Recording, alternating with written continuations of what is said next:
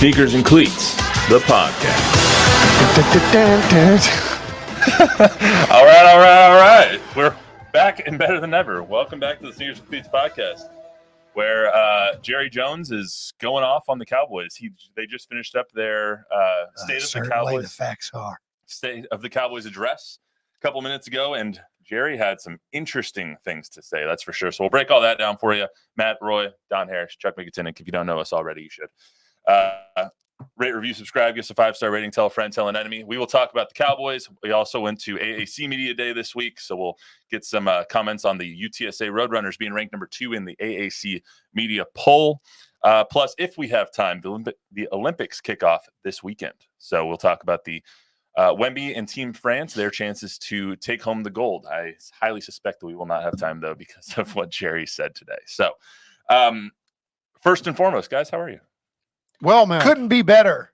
That's pretty high praise. Couldn't be better. I spent an hour today with the students and faculty at the Hallmark University and part of their Live Life Better speaker series. And I was encouraged and energized by the youth of America and the young people there going to school there. Just fantastic student body, and shout out to Hallmark. If we needed a PR statement, you think you just wrote that one? Yeah, they were fantastic, engaging. I like how we're all sporting different businesses around our station too. I got Starbucks. You have Chick-fil-A. What do you have over there, Chuck? Schlotzky's. Schlotzky's, nice. Yes, Schlotzky's. Bob, come on, man. You're just repping the company.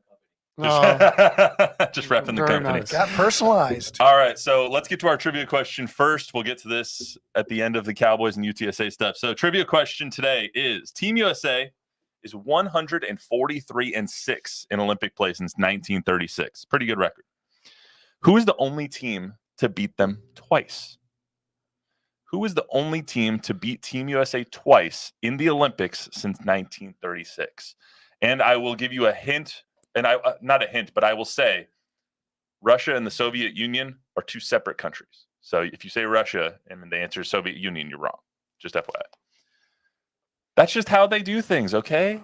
Don't look at me like that. It doesn't look fair. I don't keep the statistics. Okay. So say that again. So Team USA is 143-6 in Olympic play since 1936. Who's the only team to beat them twice? They've lost to 5 teams. One team they lost to twice. So that's the trivia question. Get in your answers in the comments. We'll get to a couple of sections. We'll answer that here in about 15, 20 minutes. So let's get to the state of the Cowboys because I can't stop thinking about it. Jerry Jones giving his State of the Cowboys address today. First thing that I want to get to is his comments on Dak Prescott. Got to be the Soviet Union, right? A pen? I do not have a pen. Bob, tell me your pen. Well, you can think of one Soviet Union loss right away. It's in 1972. Go ahead. So, we're moving on. We're talking about Jerry. We are, but you're writing stuff down. Yeah, it's okay. It's not for not for you. All right. So his comments on Jerry is what really I think took Don and I by surprise for sure. So let's hear that, and we'll talk about that first. Don't think so. Just to be very specific, I do not think that this will be his last year with the Cowboys at all. Am I being psychotic relative to my mirror? No. It's pretty clear, I think. I want to say it if it hadn't been clear of how much we appreciate what Dak Prescott has meant to this team in a positive way. And the players do play better when he's out there. He does make his teammates play at a higher level. There's no question about it. So I'm right there in line with his best fan. But believe it or not, in my life, I've had a lot of things I wanted that I couldn't get because I couldn't afford it. Now, have I learned to live with that in 80-something years? You bet I have, and life does go on. And sometimes when you get a bump like that, you turn around and do better than you would have had you got what you wanted. You'd have never known it had you not had to go to get there. There's been some of my life with the Dallas Cowboys that's reflected. That had I gotten what I was sick about and ready to jump that I didn't get, Had I gotten it, it wouldn't have turned out as positive as it's turned out. Sounds a lot to me like they're preparing for life after Dak Prescott. Well, I think they have to prepare for life without Dak Prescott, but some of this we have to take with an ion of salt too, because I remember time us sitting here, Zach Martin, just as early as last year, Jerry John Alinen saying, 2 weeks into camp saying he's not going to budge and this isn't going to happen. You can't make all the money. He's already got his bag. He went on and on and on, and then boom, Zach gets a new 2-year contract out of the deal. Part of the reason why they're in the conundrum that they're in right now with their salary cap is because of things like this that has continually happened over the course of the last decade or so. Yeah. So, but golly, that was a pretty doggone entertaining press conference. But I do say so myself. And there's another bite that where he says he's even stronger about the all-in stuff. Well, yeah, we'll hear that next. Okay. But you put the two together and you're seeing that what he's saying is, to me anyway, I'm not sure he's not going to pay Dak Prescott. But I think if he pays Dak Prescott, it's going to be at the end of the year where he'll just match any other offer. And Dak may be so upset about things that he walks anyway. Dak will have the ability to. But it sounds to me he's not going to pay him until after the playoffs. That's what it sounds like to me. Like he's drawing a line in the sand in that if Todd France and those guys have their number and it's not where Jerry wants it to be and they can't afford, then this other bite where he's talking about being all in and no, not McCarthy, Dak, whoever, it's all about this season. And it might even be the CeeDee. And that might even be the CeeDee. Like it's this year. And that's all we're talking about. You have a contract. Let's hear that bite real quick, and then I'll give my 2 cents afterwards. But I have spent my life doing it, and I dream about it every day. I'm into it. Here. I'm all in. I'm all in. Sometimes being all in means you narrow. You remove the months out here that are in the future. And you narrow it down to where all we're talking about is right now and the next playoff season. And that's it for everybody. We're all in. We're all in. It's all right there. Let's okay. We all got some things out here in the future, another 2 or 3 years on contracts, all that stuff. Let's all get in here. Zero right now in this. Dak's got his year. Contract. Let's focus right here. We all got a lot on the line for that playoff game. Obviously, he wants to do better this year than last year, but he said all in 5 times in that soundbite. And it's all in to see what the hell this roster is going to do this year. And it's Dak has 1 year left. Mike McCarthy has 1 year left. Zimmer has 1 year. So many other players and people CeeDee have 1 year. Well, CeeDee, they have, you'll hear from Steven here in a second. They have those guys for 3 years, basically. If you want to do the 5th year option, then you franchise. You can have CeeDee for another 3. He'll be unhappy, but they have his rights. I didn't expect Jerry to say what he said today about Dak, that sometimes you can't afford to pay him.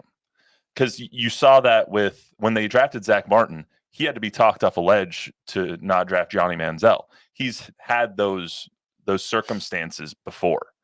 And so to hear him say, kind of compare those two things, anecdotally a little bit, for him to say, sometimes I want things and I can't afford them, or it's better not to do that.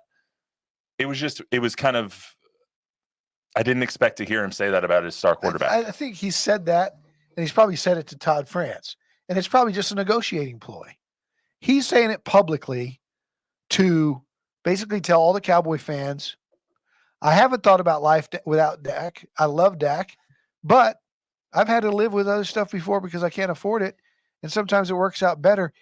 Like, I'm prepared not to be able to afford Dak Prescott if this is what he's going to ask for. Yeah. And to me, that's just negotiating through the Yeah, media. he's done this before though. He's Yeah. said those things. He's played the tough guy role in the midst of a negotiation. But to me, it's again the 40,000-foot view on all this.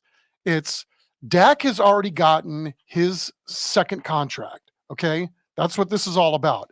CeeDee is in line to get his second contract and has earned the right to get paid. Maybe not to the degree that if what the Cowboys said today is true, like if CeeDee wants to get paid as high as anybody's ever been paid that's a non-quarterback, now you add that to, they said the same thing essentially about Micah, unless I heard it wrong.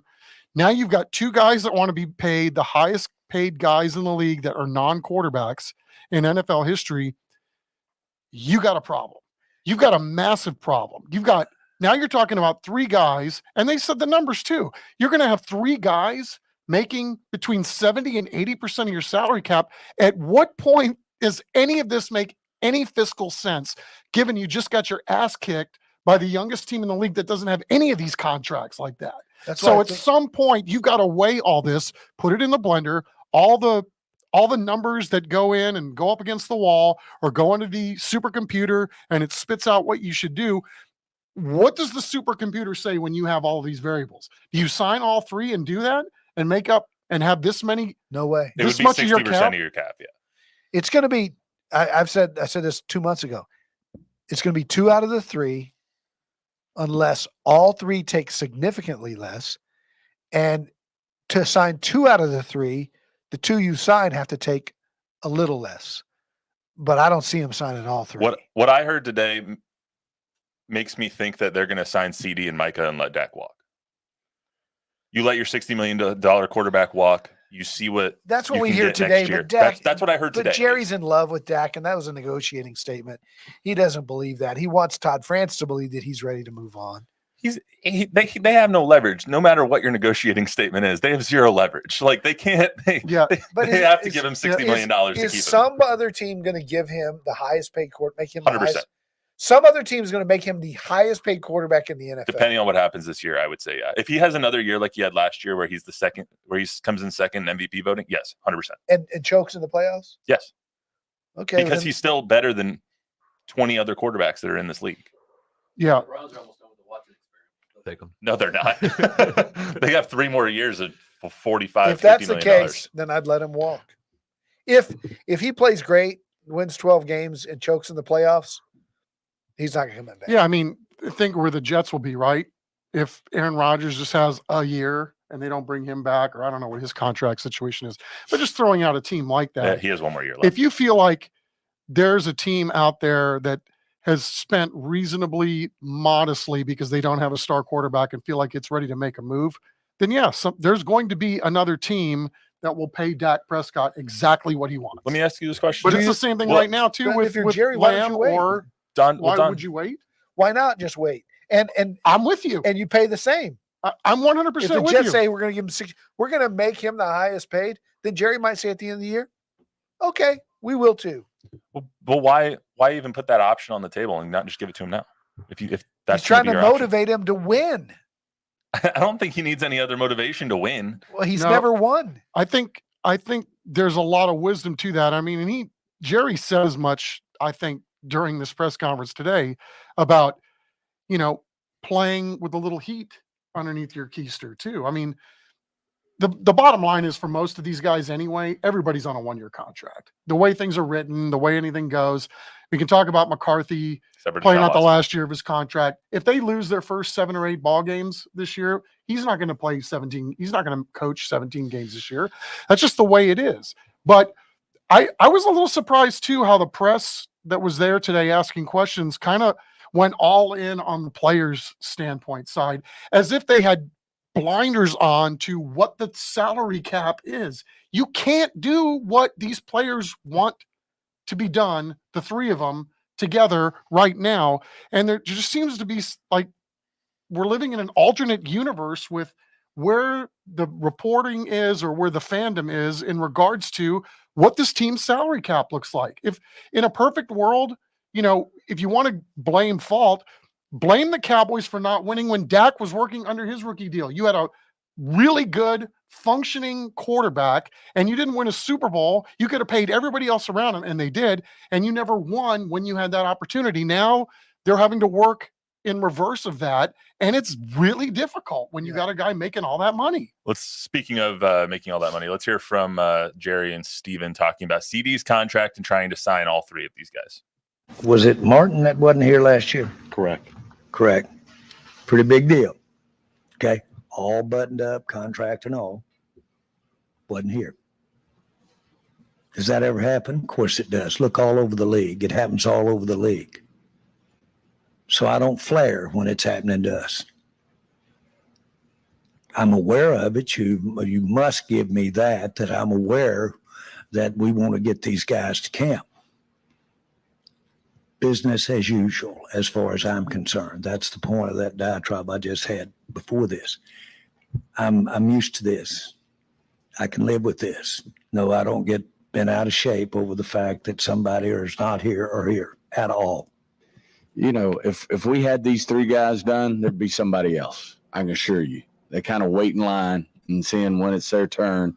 Obviously, we had everything buttoned up last year, and Zach, who's had an unbelievable career, all-pro career, one of the best players to ever put on the helmet here, decided, hey, I've been under a long-term contract and I'm underpaid, and I want to be paid. It's going on San Francisco. You just look around the league. As Jerry said, it goes on everywhere.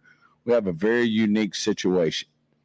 We have a quarterback who played at the top of his game last year, second in MVP voting, who can leave.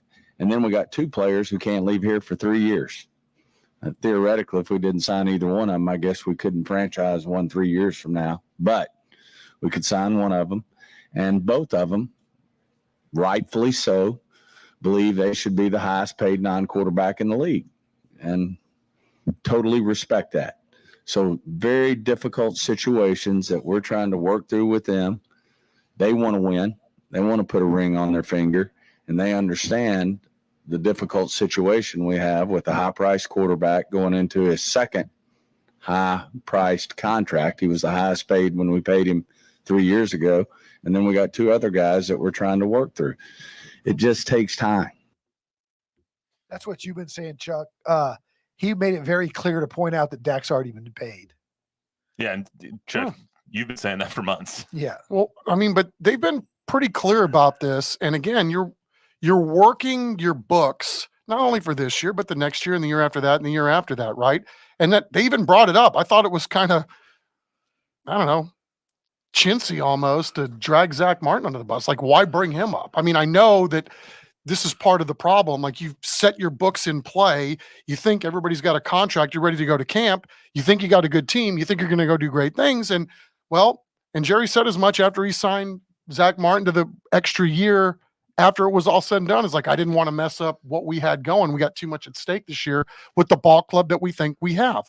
But because he did that, because he got pushed in a direction he probably didn't think he was going to have to go to and had to pivot on the fly, well, guess what? That means you sacrificed at least some point your future by doing that, what you did with Zach Martin. Let me ask you guys this. So all in on this year. Jerry.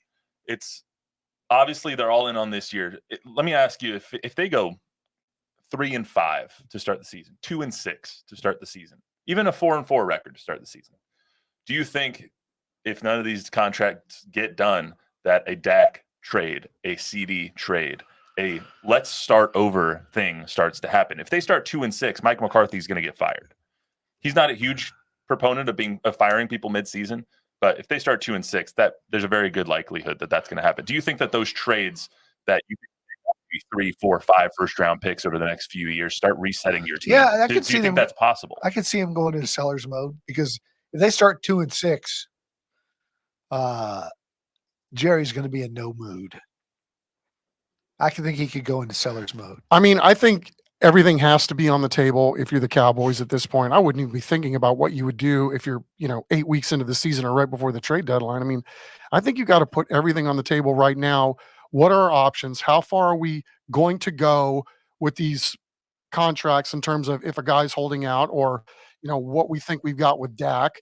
I mean, I don't think you get rid of Dak, but don't you have to at least consider if this goes on too far with CeeDee Lamb that if he wants to be paid as much as he wants to be paid, i.e., not only just the highest paid receiver in the league, the highest paid non-quarterback in the league, at some point, does this make no sense whatsoever to give him that bag and trade him? It's 35 million and $1 essentially is what he wants, because that's what Justin Jefferson got. $35 million a year. So it doesn't make a lot of fiscal sense, as you've been saying for months. You can't sign all of them. And so I think it'll be very telling over the next couple of weeks. If you see them sign CeeDee, I would be willing to bet that Dak's going to be gone. If you see them sign Dak, I would be willing to bet that either CeeDee or Micah are going to be gone. You can't sign all three of them, no matter how much the salary cap is right now. Well, I can tell you this: Micah's not getting anything this year, I don't think. No, I think Micah's going to have to wait till next year. And I think CD's holdout could be extensive. Could go into missed games. Yeah, I don't know. Because, again, for as much as we heard today, and I think it was a lot, I think it's easy to dig in on one side or the other. I know I have certainly before, especially with Zach Martin. I thought last year for sure, it's like, okay, caves, yeah. he 100% caved. And And then he at the end of might this cave press conference today, he said he was talking about something, and I don't recall exactly what it was, but I think it was about, being the quarterback option guy and holding the ball all the way to the sideline. He said something to the effect of, let's see what the morning brings. So maybe there's some movement. But again, if the other side of this, i.e. the players, aren't willing to budge on some of this, if it really is about being, quote unquote, the highest paid guy in the league for 5 minutes, then, maybe you have a problem. Maybe it makes it harder to get to where you need to go. I don't know. I mean, there's a lot of variables we don't know because we haven't heard from anybody in any of these other camps, but I don't know. It's the just other thing all is- typical Dallas Cowboy drama. I mean, here we are. We're supposed to be talking about the first day of practice, right? All the excitement of that. We're talking about contracts and holdouts. And again, I get it. I'm more fascinated by this than I am by anything that happens in the first day of camp, unless somebody gets hurt. Oh, but the most fascinating, Jerry's illegitimate kids, his son Jerry Jr.'s alleged illegitimate kids, the daughter divorce papers, getting documents from that stuff was. I'm not touching that. That was saucy.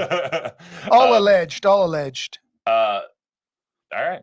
Well, But that was it's we learned some things at that trial. I think it's going to be really interesting as we go through the next couple of weeks, because I'm usually I think that Jerry will cave. I don't know why I get a different vibe this year. Especially that was the same thing I said last year. I know, but it feels different. It just the whole thing around it. You're right. The math makes it feel different this time. Absolutely, I agree. Because Zach Martin wasn't asking for $35 million. He wasn't asking for $60 million. He was asking for 2 or 3 more on top of his 16 or 17. This is just so different to me. It draws a comparison for me because I'm super old to Emmett's holdout in the second after they won the first Super Bowl, and going into that Buffalo and they went second Super Bowl. They went 2 games. And they went 0-2 both games, and then they gave him the bag. Yeah. So. Yeah. All right, let's get to UTSA. UTSA AAC Media Day was on Monday and Tuesday up in Arlington. The media poll was released just before the second day started. They came in at number 2 in the media poll. They had 4 first-place votes. The Memphis Tigers had 23 first-place votes. Army got a first-place vote, which Jeff Monken was really surprised over. I think he told me that somebody must have misclicked on their rankings website because he said they didn't deserve that. But anyway, I asked Oscar and Jamal and Jeff all about what being number 2 meant, and Oscar wasn't very happy about it. Take a listen. The last 4 years, we're 29-4 in conference. The last 4 years, we've played for the right to go to the championship game the last week of the season every year. We were successful twice, and we won it twice. We're 23-3 at home. That's why we're ranked number 2 this year in this preseason poll. It sure beats the heck out when I got the job. We were picked last or next to last. We had nobody on the preseason all-conference team. Second's pretty good. I mean, I guess that's a little disrespect. I mean, I'd say that we showed what we can do for last season. This second season, I'd say we're vets now. So I will say Memphis is a really good team. So I understand why they did that, but it's going to be hard to beat us at home. So we'll see how it goes. Yeah, Oscar and Unto pleased with number 2. To me, it looks like this conference is wide open. And Luis, you can throw up those rankings real quick if you want. To me, the conference is wide open. Tulane lost their head coach. They lost their star quarterback, Michael Pratt. He's now in the NFL. SMU, the past conference champion from last year, now gone. So this conference is basically ripe for the picking. Plus, you factor in that this is the first tangible, real chance that a team from the American Athletic Conference can make the college football playoff. They have all the motivation in the world to do it. The question is, can they? So, I mean, what do you guys think about the number 2 ranking? This is probably where it should be. Memphis should be number 1. They have $25 million from FedEx and NIL money. Their quarterback's making over $1 million a year. They've bought some really good players. They were good last year. UTSA has gotten deeper, and I think there's a big hole at quarterback. We don't know yet, but everywhere else, these guys have been in the program. The transfers, from what I hear, Denver Harris is NFL prospect. You know, he's had some issues other places. But Jeff loves his team, loves his offensive line. And, you know, he said we should be 6-1 when we face Memphis, with the only loss being to Texas. Yeah. So that's interesting. If they're going to go to the playoff, they got to upset Texas, and Texas has to run the rest of the table. I don't know if they have to upset Texas. They have to play them really close, They have to play them close and then win the rest. I think the playoff is still a pipe dream for a team from that conference. I think they are ranked probably where they should be. I think it's quite an honor, given the teams in the league and how big that league is, that somebody, not just people from San Antonio, think enough of them to put them as high as they have. And I also like the fact that Oscar was a little pissed off about that. Yeah, 100%. I mean, that's cool that he thinks that the expectation is higher than being, you know, the dark horse and all this for some way, shape, or form. But, you know, because I mean, you're thinking, you know, wouldn't North Texas feel like they got slighted somewhere in all They're this? like 9th? Yeah, or close to that, 8th or 9th or somewhere in there. You know, there's some other schools where you think, okay, well, I wouldn't necessarily go to sleep on some of these schools in here. And I also think too, you know, it's going to be tough, man. This is a tough little league. I mean, it's going to be a fist fight, I think, each and every week. And if they come out of it on the other side somehow unscathed, then yeah, I think they will have earned the right to get to the playoff. But again, that's going to be more difficult and more, it's going to be easier said than done. I mean, especially with their schedule, non-conference, away early on the road. I mean, Jeff talked about this the other day about, you know, he wishes he had more road games backloaded towards the end of the year so he could allow his younger quarterbacks to grow up in an environment where UTSA's had a lot of success in the Alamo Dome. So it's going to be a fascinating thing to watch, but pretty cool too this time of year. You know, gives us something else to talk about. I'll raise my hand. I didn't vote him first in the poll. I put him at number 2. I put Memphis at 1. That's where they should be. And that's because I think that's where they belong right now, because you have the entire storyline or cloud hanging over the program of what happens post Frank Harris. Nobody knows how Owen McCown is going to play. Nobody knows how Eddie Lee Marburger is going to play. Jeff told us multiple times, like, we're lucky that Frank was hurt a little bit last year, because both of them got to play 6 quarters of actual football. But 6 quarters of actual football is a lot different than being named the unquestioned number 1 starting quarterback. Like, you had Frank for so many years, and you had his leadership, his motivation, his outstanding quarterback play, and you had Rashad on the defense so many years for his outstanding leadership ability and his vocal I don't know what word I'm looking for, but you had the intangibles from those guys. And now you don't have them. And I'm so curious to see how they're going to react and play now and lead now without those 2 guys. And you had the ability, you know, other than what Frank did, the ability to make the play. Zakari reaching out on 4th down. If it's not an inch short, the game's over. Oscar with the one-handed catch over the middle against North Texas. The tipped ball by the linebacker that falls into Oscar's hands to win the division. I mean, I don't know if it's luck, but the ball bounced their way a lot of times to be 29-3 or whatever they are at home. You know what Kenny Powers said about luck, right? It's when preparation meets opportunity. No, that luck is the crutch of the talentless. Speaking of the post-Frank era, let's hear the last soundbite we have right now. The Luis, you have it? SAC post-Frank?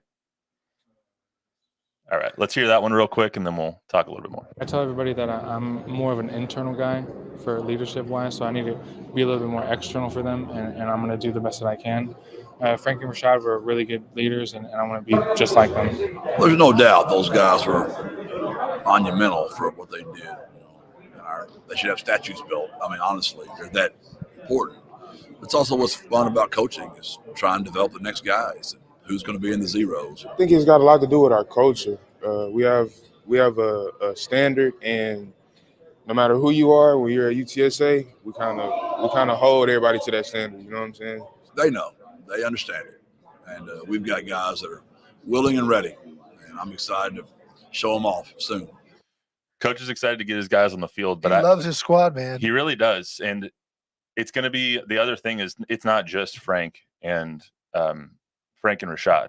Joshua Cephas is gone. You have the entire previous era, the wave of players that came in with Jeff or that he kind of inherited from his first 4 years. It's gone now. The only one left over is Oscar and JT Clark, who, God, I hope he makes a recovery and is able to get back on the field because we're all pulling for that. That kid is amazing. I think to your point, every coach wants to have at some point a player-led team, right? Well, Traylor certainly had that over the last couple of years, but every year teams go through this. Maybe UTSA hasn't had these challenges in the past, but there are always voids or vacuums that have to be filled every single year. I would imagine somebody is going to rise up and fill, or at least, soothe over the gap between, what was Frank Harris and Rashad Wisdom into, another entity. Every team's going to look different every single year. I have a feeling they got there's enough clout in that locker room that somebody's going to recognize an opportunity, and it's probably more than one guy. Maybe it takes 3 guys to fill Frank's role on the offensive side, and maybe it takes 2 or 3 on the defensive side from Rashad. Yeah, they've got some hosses. I mentioned Denver Harris, but Jamori Robinson played a lot last year. He's a Power 5 body. He's a big stud. NFL teams are looking at him. Joe Evans. They've got bodies, and they've got. Speaking of Joe Evans, sorry to interrupt. Did you hear what Jeff said about what they offered him? What another school offered him? $700,000. $675,000. Somebody offered him an NIL money to leave UTSA, and he stayed. I know who it was too. Who was it?